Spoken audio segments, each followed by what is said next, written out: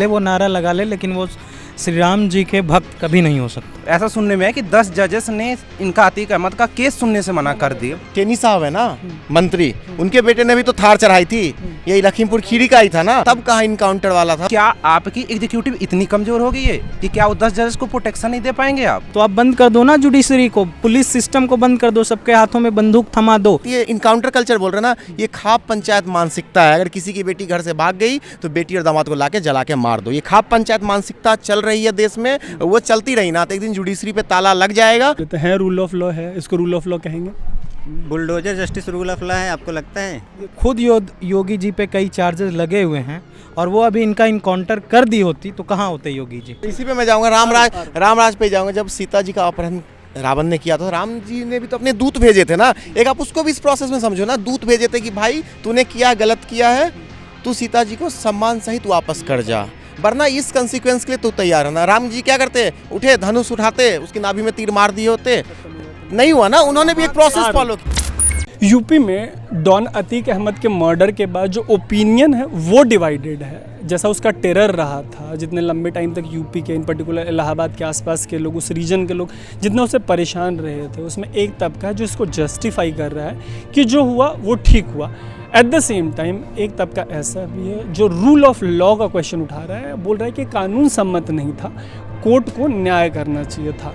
ये rule of law क्या होता है और इस पूरे मर्डर के इन एंड अराउंड जो क्वेश्चंस हैं उस पर बात करने के लिए हम आए हैं दिल्ली यूनिवर्सिटी के लॉ फैकल्टी, जहाँ पढ़ाई कर रहे स्टूडेंट्स हमारे साथ हैं। इनसे वो तमाम क्वेश्चंस करेंगे और जो भी आपके, हमारे अजम्पशन में जो भी आपके दिल दिमाग में क्वेश्चंस चल रहे होंगे उनका जवाब लेंगे। किसी अतीक अहमद जैसे डॉन का अगर मर्डर हो जाता है और लोगों को लगता है कि न्याय हुआ है, तो उसमें फिर इस तरीके के टर्मिनोलॉजीज़ लॉ के कहाँ से आ जाते हैं कि ये एक्स्ट्रा जुडिशियल किलिंग है और कोर्ट के थ्रू मामला चलवाना चाहिए था, पुलिस को ध्यान रखना चाहिए था, ऐसी बातें क्यों होती हैं? तो पुलिस कस्टडी में हत्या होना और आम हत्या होने में अंतर है। क्या अंतर? जैसे एक नॉर्मल ऑडियंस है, तुम लोग लॉ पढ़ रहे हो, एक नॉर्मल ऑडियंस अगर ये चीज़ देख रहा है जिसके लिए किसी डॉन का मर्डर उसके लिए सेटिस्फाइंग है ना, उसको तसल्ली मिली कि ये बंदा खुद ही कुकर्मी था, इसको मार दिया गया।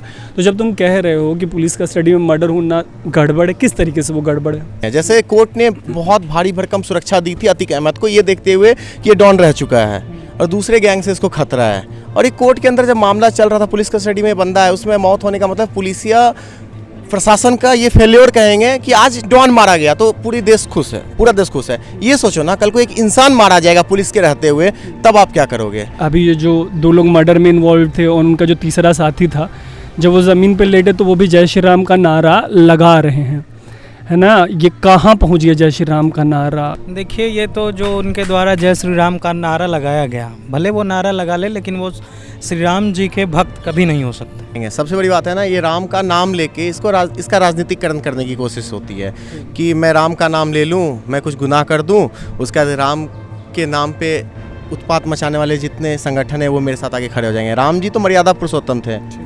राम जी वो इंसान थे जिन्होंने अपनी पत्नी के लिए इतना बड़ा युद्ध किया और रावण को मार गिराया। राम जी वो थे, और राम जी का नाम लेके आप बिना मतलब का मर्डर करके और राम का नाम ले लोगे तो आप यहाँ पे तो खुलेआम घूम रहे हो। ये तो सोचो जब ऊपर जाओगे तो आपका क्या होगा। अगर मैं राम को मानता हूँ तो मैं हर चीज़ में विश्वास रखता हूँ कि जिंदगी के साथ भी, जिंदगी के बाद भी। अतीक अहमद के ऊपर 250+ केस थे, उसके भाई के ऊपर 60 केस थे, और जो अब क्रिमिनल नए भाई जो मारा है, अगर उनकी बात करें, जो उसमें से एक क्रिमिनल था लवलेश तिवारी, तो उसके भाई का इंटरव्यू देखा तो उसका भाई बोला कि भैया घर पे नहीं आते थे, और उसने बताया कि उन्होंने उस पर एक लड़की से लड़ाई करने का, पीटने का आरोप था, उस पर वो जेल गए थे। दूसरा क्रिमिनल था इसमें CRPF जवान को मारने का था, GRPF जवान को मारने का उस पर लगा हुआ था आरोप। ये जो यंगस्टर्स हैं दिल्ली के लॉ फैकल्टी, दिल्ली यूनिवर्सिटी के लॉ फैकल्टी के, इनका भी यही कहना है कि जिन लोगों ने मर्डर किया अतीक अहमद का, उनका खुद का क्रिमिनल बैकग्राउंड था।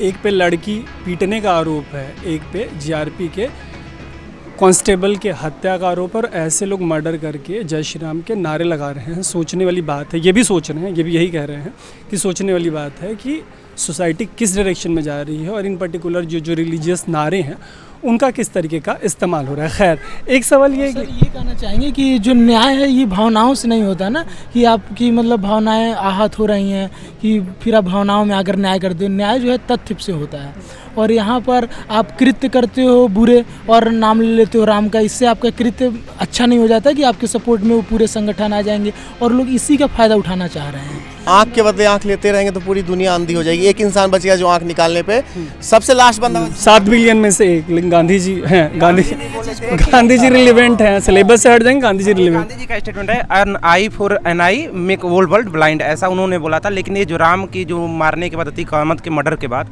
उन्होंने जो बोला राम राम के नारा ले, मैं बोल रहा हूँ राम को उससे जोड़ना ही असंगत है। इन्होंने श्री राम का नारा लगाया तो इन्होंने लोग खुश हो गए कि चलो भाई श्री राम के कोई एक हिंदू आके एक मुस्लिम को मार दिया। लेकिन अगर इसको थोड़ा डीप वे में थोड़ा देखा जाए तो दोनों ही एक ही स्टेज पर हैं, अपराधी दोनों ही अपराधी हैं, अतीक भी और वो जो मारा वो भी। यहाँ पे दोनों में से कोई भी जस्टिफाइड नहीं किया, मतलब किसी को भी जस्टिफाई नहीं किया जा सकता। हमारे साथियों ने एग्जीक्यूटिव पे तो बहुत ब्लेम किया, यहाँ जुडिशरी के लेवल पे भी ग्रेव फेल्योर हुआ है। जैसे कि दो कन्विक्ट जुडिशरी में हमारे सुप्रीम कोर्ट में गुहार लगाने गए थे कि हमारी जान का खतरा है, हमें जो है वो सुरक्षा प्रोवाइड की जाए, लेकिन हमारी जुडिशरी ने उसे आउटराइटली रिजेक्ट कर दिया कि जाइए, आपका स्टेट जो है आपको सहायता प्रोटेक्ट करने में पूरी कॉम्पिटेंट है। क्या नाम क्या आपका? कृष्ण है। कृष्ण, अरे बड़े सारे कृष्ण, 1 2 3, ठीक है। सुप्रीम कोर्ट को लगा, इस बात का भरोसा था कि जो प्रशासन है यूपी का, एक कॉन्विक्ट को या अक्यूज्ड को ऐसे प्रोटेक्शन में रखे है कि उसका मर्डर मत हो जाए, ताकि इवेंचुअली कोर्ट ये तय कर सके कि अतीक अहमद को क्या सज़ा मिलनी चाहिए। राइट टू प्रेस और राइट टू इन्फॉर्मेशन पूरे सबको मतलब इसका अधिकार है, ठीक है। प्रोटेक्शन देने की बात आती है तो वो स्टेट की आती है, तो वो स्टेट की जिम्मेदारी, वो एक सरकार की जिम्मेदारी है कि अगर हम आपको जो है परमिशन दे रहे हैं तो उसमें हम प्रोटेक्शन भी प्रोवाइड करें, ठीक है। अगर कोई एक्स्ट्रा आदमी घुस रहा है तो वो उनकी जिम्मेदारी, वो स्टेट की जिम्मेदारी है। अगर वो मेडिकल उसका जांच करवाने जा रहे हैं, सब कुछ करवाने जा रहे हैं, तो वो स्टेट की जिम्मेदारी कि वहाँ पे कितने लोग आ सकते हैं, कितने लोग जा सकते हैं। वहाँ जहाँ पे उनकी जांच हुई, वहाँ की जो सीएमओ थी, उन्होंने बाद में ये भी बात कहा कि जैसे कि हमको पता ही नहीं था कि यहाँ पे अतीक आने वाले हैं, ठीक है। अगर हमको पता होता तो हम मेडिकल जो है, जो उनका चेकअप था, जो डीके बासु के थ्रू मतलब चलता है सब कुछ, वो हम वहीं पे करवा देते। लेकिन वहाँ पे कुछ भी ऐसे मतलब बिल्कुल सब कुछ नॉर्मली चल रहा था। और दूसरी बात मैं ये चीज़ कहना चाहूँगा कि जैसे आज बात आ रही है कि मतलब कि लोग सपोर्ट कर रहे हैं, कोई उनके अतीक को मारा गया तो उसको आज जो मतलब साथ दे रहे हैं, हाँ जस्टिफाई कर रहे हैं कि ये चीज़ अच्छा हुआ, ये चीज़ बुरी हुई। अच्छी बुरे का फ़र्क हम लगा तो लेते हैं, लेकिन रियलिटी हम ये नहीं देख पाते हैं कि जो चीज़ हो रही है वो हमारे साथ हो रही है, ठीक है। जैसे एक सरकार की जिम्मेदारी होती है हर नागरिक की सुरक्षा करना। अगर आज एक इतना बड़ा जो मतलब कन्विक्टेड था या कुछ भी था, उसको प्रोटेक्शन देना था, क्योंकि वहाँ पे सुप्रीम कोर्ट ने ऑर्डर दिया है कि उसकी आप प्रोटेक्शन करिए। जब आप सुप्रीम कोर्ट के मतलब आप गाइडलाइन को नहीं मान पा रहे, उनके आदेश को नहीं मान पा रहे और एक आदमी को आप सुरक्षा नहीं दे पा रहे हैं, तो 130 करोड़ की जनता को आप क्या सुरक्षा देंगे? कल को यहाँ पे मार हो जाएगा या रात में कुछ भी होगा तो वहाँ पे तो ना पुलिस रह पाएगी ना कुछ रह पाएगा, तो फिर आप क्या करेंगे? ये है कि पुलिस की भी तो फेल्योर है, हर किसी की फेल्योर है। अगर आप मीडिया में दिखा दिया, मान लेता हूँ सब कुछ, लेकिन आप तो उसकी जान नहीं बचा पाए ना। आपके हाथ में भी तो गन था, जब गन गोलियां चल रही, आपने उस 3 हत्यारे को क्यों नहीं एट दैट टाइम मारा? क्या वो हत्यारे नहीं थे? अतीक का बेटा हत्यारा था, चलो इनकाउंटर किया, नो प्रॉब्लम। उस पर सवाल उठाएंगे नहीं उठाएंगे, ये अभी मजिस्ट्रेट के अंदर उसका इंक्वायरी होगा, तब जाके इनकाउंटर पे बात होगी। वो 3 हत्यारों ने हाथ उठाया, उस पर जब गोली चलाया था, आप भी तो गोली चला सकते थे, उस पर पुलिस भी गोली चला सकती थी। इस तरीके की जो हेडलाइंस चल रही है, एनकाउंटर होना चाहिए या नहीं, या इस तरीके की हेडलाइन होती है कि गाड़ी पलटना चाहिए नहीं, ये सब तुम लोगों को पॉपुलिस्ट जो अभी चल रही है, पॉपुलिस्ट पॉलिटिक्स या फिर रियोट्रिक, जिसके अंदर सिर्फ जो है पॉपुलिज्म का आप यूज़ कर रहे हो कि हमने ये कर दिया, बाकायदा जो रूल ऑफ लॉ है उसको आप जो कहीं ना कहीं नज़रअंदाज कर रहे हो, और इसके अंदर आने वाले समय में हर एक पॉलिटिकल पार्टी ऐसा करेगी, तो ये प्रेसिडेंट जो है आपके आने वाले टाइम में ये रॉन्ग प्रेसिडेंट सेट कर रहे हैं, और हो सकता है एनआरकी हो। ये जो हत्या हुई है अतीक अहमद की, डॉन की, उसको एक्स्ट्रा जुडिशियल किलिंग क्यों बुला रहे हैं? मतलब इससे किसी को चिंतित होने की ज़रूरत है अगर एक्स्ट्रा जुडिशियल किलिंग है तो? इसे लोग बोल रहे हैं कि ये डायरेक्ट जस्टिस डिलीवर हो रहा है, लेकिन आप देखेंगे तो इसके बहुत सारे कॉन्सिक्वेंसेस है। जैसे मैं एक आपको केस बताऊंगा कि एक केस हैदराबाद में एक doctor lady, I think Priyanka या कुछ नाम था, तो उसकी हत्या हो गई थी, जला दिया गया था, तो 4 लोगों को इनकाउंटर कर दिया गया था। उस समय लोग जो वहाँ के कॉमन पब्लिक थे, उन्होंने उनका फूल माला के साथ स्वागत किया था जो थे। बाद में पता चलता कि ये चारों लोग उसमें इन्वॉल्व ही नहीं थे। उस समय तो बहुत बड़ा खुशी का माहौल था कि जिन्होंने रेप करा, जिन्होंने एक बच्ची को मार दिया है, उसके साथ सही हुआ है। लेकिन जब आप बाद में आपको पता चलता है कि वो नहीं थे, और वो थे कि नहीं थे, इसका डिसाइड सिर्फ एक कर सकती है, वो जुडिशरी। एक कॉमन पीपल, इवन अ पुलिस, ये कोई नहीं होती है, इनके पास कोई अथॉरिटी नहीं है कि ये चेक करे। और अगर यही तरीका सबको पसंद है ना, तो आप बंद कर दो ना जुडिशरी को, पुलिस सिस्टम को बंद कर दो, सबके हाथों में बंदूक थमा दो, जिसको जैसे लगेगा वो अपना जजमेंट खुद करेगा और अपना न्याय ले लेगा। बुलडोज़र बाबा का बहुत प्रचलन था, लोग बुलडोज़र को बड़ा मतलब पॉपुलराइज कर रहे थे। लेकिन जब एक ब्राह्मण फैमिली में जो कि बेटी और उनकी माँ का वो जला दिया गया, ऐसा आया है, तो जब ये बात हुई तो एक कम्युनिटी के लोग, या वो तो गलत है, मैं भी उसे गलत मानता हूँ, लेकिन उसके कम्युनिटी के सपोर्टर कहे कि ये गलत है। लेकिन वही चीज़ अगर दूसरे के साथ होता है जिससे आपका कोई वास्ता ना, या कम्युनिटी बेसिस पे उसके साथ आपका कॉन्फ्लिक्ट्स है, तो आप उसे सही ठहराने लगते हैं। इसी पे एक इंसिडेंट मैं ऐड करूँगा। आज से 2 साल पहले रेयान इंटरनेशनल स्कूल में ना एक नर्सरी क्लास के बच्चे का मौत हुआ था। उस टाइम पहले प्राइमा फेसाई में ये आया था कि ड्राइवर ने बोला मैंने मारा इस बच्चे को। सोचो उस टाइम एक्स्ट्रा जुडिशियल किलिंग करके उस ड्राइवर को मार दिया जाता, तो लोग तो खुश होते, चलो बच्चे के हत्यारे को सजा मिल गई। बाद में जब 10 दिन के बाद पूरा सब कुछ इन्वेस्टिगेशन हुआ, तो ये निकला ना कि 11th क्लास के 2 बच्चों ने उस बच्चे को इसलिए मार दिया था कि पेरेंट्स टीचर मीटिंग स्कूल में ना हो, बस इस वजह से बच्चे को मार दिया था, गले काट बाथरूम में मार दिया था। तो एक बात बताओ, एक्स्ट्रा जुडिशियल किलिंग उस टाइम हो गई होती, लोग तो खुश हो जाते कि ड्राइवर को मारा गया, जिसको भस्मासुर का नाम दे दिया गया था कि बच्चे की हत्या इसने की है। तो कुछ दिन रुके, जुडिशरी पे विश्वास किया लोगों ने, लास्ट में असली गुनहगार बाहर निकल के आए। उसी तरीके से ये नहीं है कि अपने हाथ में प्रशासन लेके जुडिशरी का भी काम करने लग जाए, तो कोर्ट में ताला लगा दो, वकील लोग को बोलो पढ़ाई बंद कर दे, जज को बोलो घर बैठ जाए, और सारी चीज़ें मुख्यमंत्री ही करना शुरू कर दे। उन्होंने बात की दिशा रेप केस की, जिसमें जस्टिस वीके सरकारू का एक रिपोर्ट है, कमीशन है, उनकी कमीशन बैठती है और उनकी कमीशन कहती है कि 4 लोगों को डेलिबरेटली फायर्ड अपॉन किया गया, मारा गया।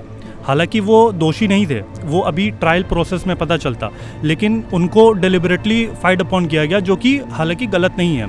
साथ ही साथ एक डीके बासु का केस है, जिसमें supreme court, honourable supreme court कहती है कि आप जब किसी की किलिंग करते हैं जो एक्स्ट्रा जुडिशियल है, वो एक सोसाइटी पे स्कार्स बन के उभरता है, मतलब एक गलत इम्पैक्ट डालता है।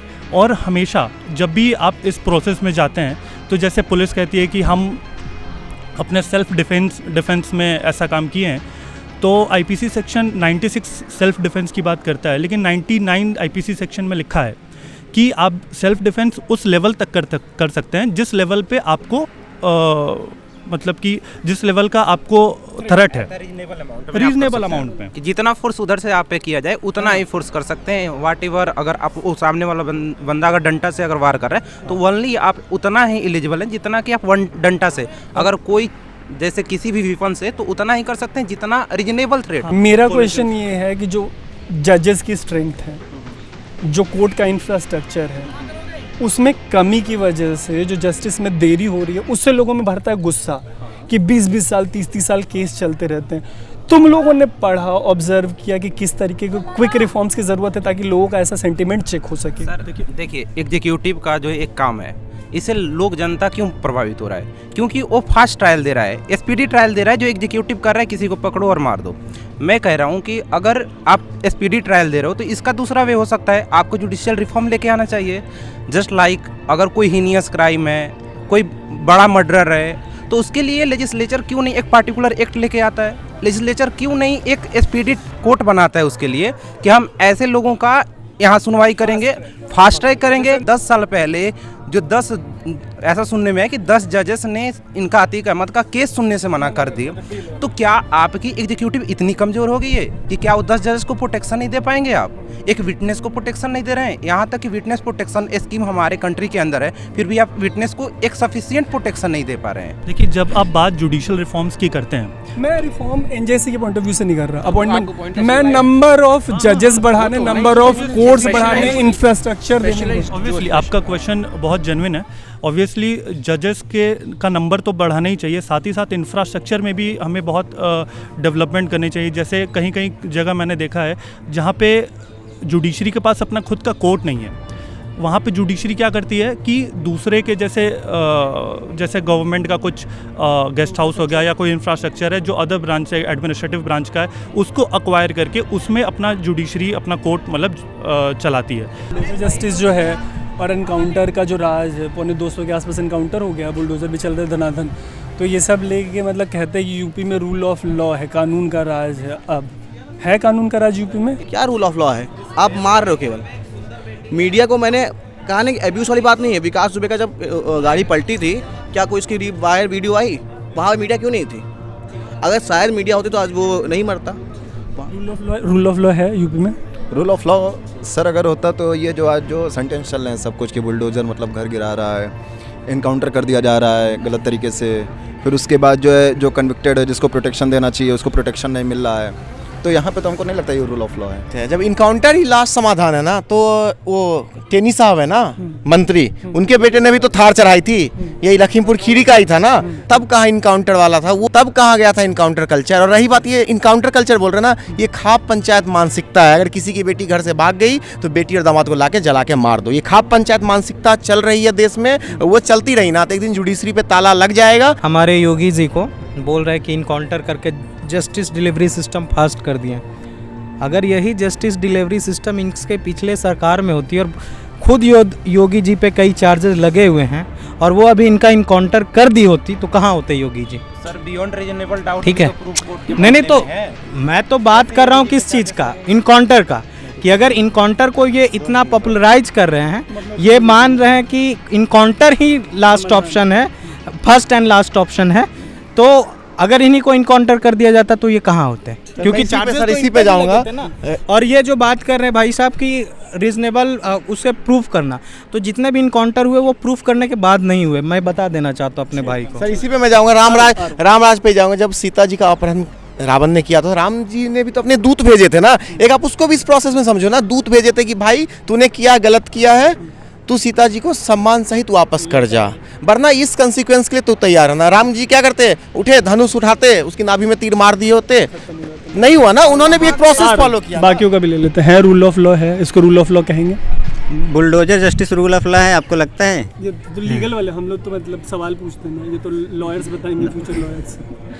बिल्कुल रूल ऑफ लॉ नहीं है, ये हमारे देश को एनार्की की तरफ ले जाने का एक व्यक्ति का, जब एक व्यक्ति जो है स्टेट असेंबली से खड़ा होकर कहता है कि हम इसको मिट्टी में मिला देंगे, तो इसका मतलब वो प्रेजेंट करना चाहता है कि हम ही हैं, सब कुछ हैं, यहाँ इंस्टीट्यूशन का कोई रोल नहीं, जो हमारा जो है लेजिस्लेचर बना है, एग्जीक्यूटिव बना है, जुडिशरी, ये प्रोसेस को ही ख़त्म कर देना चाहते हैं। कह रहे हैं कि हम ही जो हैं, हमारा जो डिसीजन है वही सर्वत्र है। हाँ, sir rule of law as the concern Uttar Pradesh बिल्कुल रूल ऑफ लॉ है।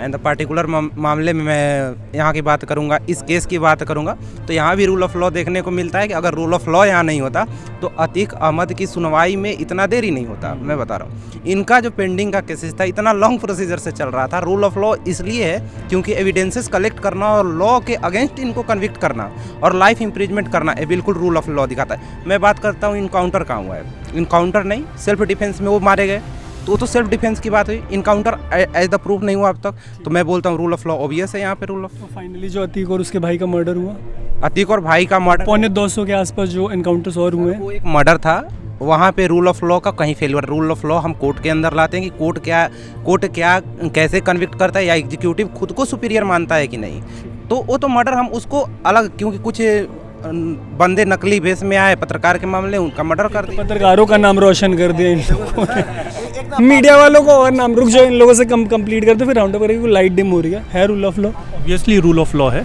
क्योंकि आप देखिए, आप उत्तर प्रदेश को एक इलाहाबाद से के तौर पे नहीं देख सकते कि इलाहाबाद में ये हो रहा है तो पूरे उत्तर प्रदेश में रूल ऑफ लॉ नहीं है ना। दूसरा बात यह है कि हर दिन कोई ना कोई मामले हो रहे हैं, अगर रूल ऑफ लॉ नहीं होता तो सीधे इनकाउंटर होता सबका, वहीं केस डिसमिस, और जैसा भाई ने कहा इतना लंबा प्रोसेस चलता नहीं, ठीक है। तो रूल ऑफ लॉ मेरे हिसाब से तो डेफिनेटली है। रूल ऑफ लॉ इसको बोलेंगे? रूल ऑफ लॉ तो सर ही है, क्योंकि कई लोग इन्वेस्टमेंट वगैरह के हिसाब से भी वहाँ पे कई वो ऑर्गेनाइज भी हो रहे हैं, तो उनको कोई ऐसा कोई वो है नहीं कि हैम्पर नहीं कर रहा है उन चीज़ों को, या डेली लाइफ के अंदर कोई है उनका वो है नहीं। हालांकि ये एक ऐसा इंसिडेंट है जिसका कि जो है वो क्रिटिसिज्म होना चाहिए, परंतु अगर आप दूसरे उसमें एवेन्यूज़ में देखते हैं तो कहीं ना कहीं रूल ऑफ लॉ तो ही। सर ये एक घटना जो है निंदनीय है। बाकी जो अगर हम देखते हैं और परिप्रेक्ष्य में तो और दिनों हमेशा से चल ही रहा है, तो और जगह तो सही लगता है, लेकिन ये मतलब एक घटना को देखा जाए तो ये घटना निंदनीय है। स्प्लिट ओपिनियन है वैसे तो, और स्प्लिट ओपिनियन के हिसाब से मतलब हम लोगों को ओपिनियन देने का प्रिविलेज वैसे होता है, लेकिन देना नहीं चाहिए पत्रकारों को ओपिनियन ज़्यादा। इसीलिए हम आए थे एक्सपर्ट्स के साथ। ये लोग LLB LLM पढ़ रहे हैं, ड्यू से दिल्ली यूनिवर्सिटी से पढ़ रहे हैं, लॉ फैकल्टी में हम लोग बैठे हुए हैं। मामला था अतीक अहमद वाला, जिसमें मर्डर हुआ है, और इस मर्डर का एक तरफ सेलिब्रेशन है, दूसरी तरफ कह रहे हैं कि एक्स्ट्रा जुडिशियल किलिंग है। उसी के इन अराउंड जो तमाम सवाल हो सकते थे उन पर बातचीत करने की कोशिश हुई है। उम्मीद है कि आप तक एक ठीक ठाक सब्सटेंटिव डिस्कशन पहुंचा होगा। जैसा भी समझ में आया होगा, या अगर कोई सवाल हो या विचार हो, कमेंट बॉक्स में ज़रूर बताइएगा, फीडबैक दीजिएगा अपना कि आगे इस तरीके के कॉन्वर्सेशंस में हम और क्या कर सकते हैं। ऐसे ही सब्सटेंटिव डिस्कशंस के लिए देखते रहिएगा अनकट। मेरा नाम है तरुण।